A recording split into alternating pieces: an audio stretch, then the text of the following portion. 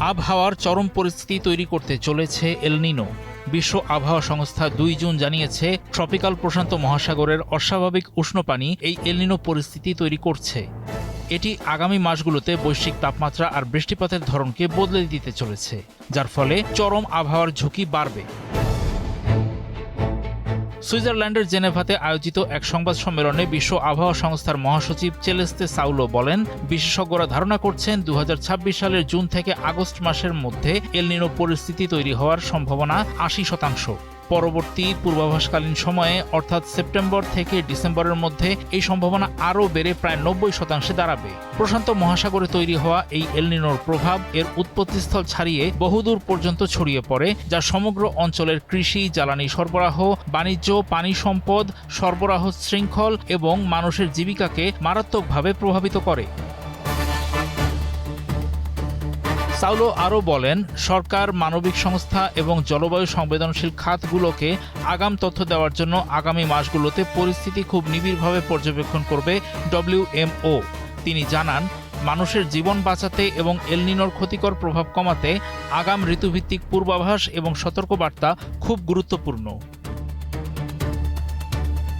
বিশ্ব আবহাওয়া সংস্থার তথ্য অনুযায়ী এল নিনোর প্রধান বৈশিষ্ট্য হল মধ্য ও পূর্ব নিরক্ষীয় প্রশান্ত মহাসাগরের পৃষ্ঠদেশের তাপমাত্রা বেড়ে যাওয়া। এটি সাধারণত প্রতি ২ থেকে ৭ বছর পরপর দেখা দেয় এবং সাধারণত ৯ থেকে ১২ মাস পর্যন্ত স্থায়ী হয়। সাধারণত মার্চ থেকে জুনের মধ্যে এল নিনো তৈরি হতে শুরু করে এবং নভেম্বর থেকে ফেব্রুয়ারির মধ্যে এটি তার সর্বোচ্চ তীব্রতায় পৌঁছায়। বৈশ্বিক তাপমাত্রার উপর এল নিনোর প্রভাব মূলত এর সৃষ্টির দ্বিতীয় বছরে সবচেয়ে বেশি স্পষ্ট হয়ে ওঠে। এল নিনো ও লা নিনা মূলত ক্রান্তীয় প্রশান্ত মহাসাগরের একই জলবায়ু ব্যবস্থার দুটি বিপরীত পর্যায়।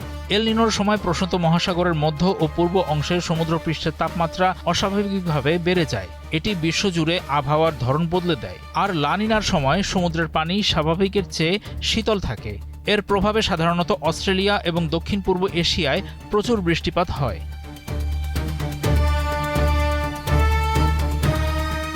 সুপার এল নিনোর আশঙ্কা নিয়ে গবেষকরা এখনও নিশ্চিত নন।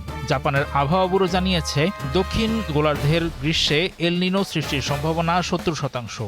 অন্যদিকে ভারতের আবহাওয়া কর্তৃপক্ষ জানিয়েছে, এবার দক্ষিণ এশিয়ায় ৩ বছরের মধ্যে প্রথমবারের মতো গড় বৃষ্টিপাত কম হতে পারে। জলবায়ু পরিবর্তন সরাসরি এল নিনোর ধরন বদলে দিচ্ছে কিনা তা এখনও অস্পষ্ট। তবে জলবায়ু পরিবর্তনের কারণে এল নিনোর ফলে বদলে যাওয়া আবহাওয়া পরিস্থিতি আগের চেয়ে অনেক বেশি চরম এবং বিধ্বংসী হয়ে উঠছে। ১৯৯৭-৯৮ বা ২০১৫-১৬ সালের এল নিনোগুলো এশিয়ায় তীব্র খরা এবং আমেরিকায় বন্যার সৃষ্টি করেছিল।